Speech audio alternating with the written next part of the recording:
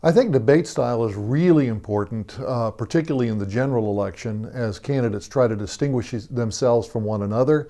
There are fairly limited opportunities for voters to see the candidates next to each other and be able to juxtaposition them. And so even as voters may or may not agree or disagree with the particular content of the speech that's being given by a particular candidate, the style of speaking involved, particularly as they interact with one another, will say an awful lot to voters about how the president might interact with other leaders around the world or might interact with members of Congress in certain situations. It gives them a real sense of their assertiveness. It gives them a real sense of how powerful they are in terms of being able to be persuasive of their points and move the country along on a particular agenda. You know, I think creating and selling a brand on the part of a political candidate is equally important as it is to marketers who are selling products in the supermarkets. That every candidate does try to brand themselves, and I think the person who has been most masterful at that has been Donald Trump. Donald Trump has created this brand as an outsider, a successful outsider, a tough outsider, and it's been something that's been very, very appealing to the voters that have flocked to him.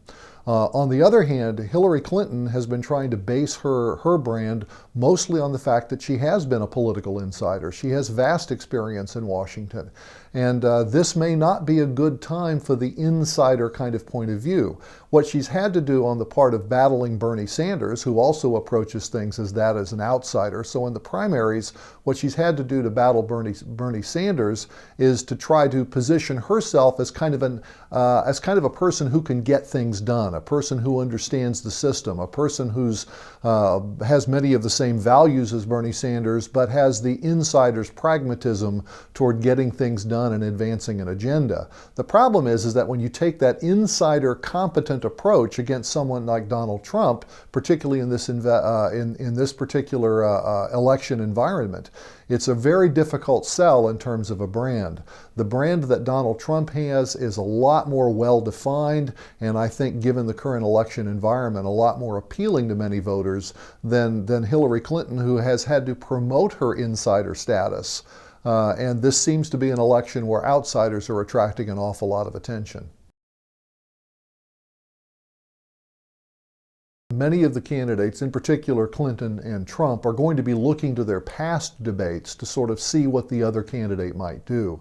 I think that this is going to be a mistake because, in particular, Donald Trump has shown himself, the one thing that Donald Trump has shown that's very predictable is that he is unpredictable. You really don't know what he's going to say, which is oftentimes dictated by the moment.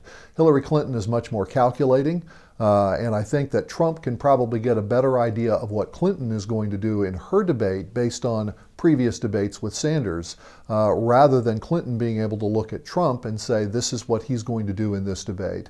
I do think, however, that the first debate is going to involve a lot of kind of getting a feel for the other person, and I think that more will be set in terms of style, tone, and things after this first debate. I think the first debate will wind up being a very entertaining debate, only because it is the first debate, and it will be very interesting to see, both in terms of style and in terms of substance, what the two candidates bring to the table this first time. Will they try to do something that's been very consistent with their campaign message and their campaign style all along, or will they try to do something unpredictable in order to knock the other candidate off balance? And I think that's going to be the real fun of the first debate.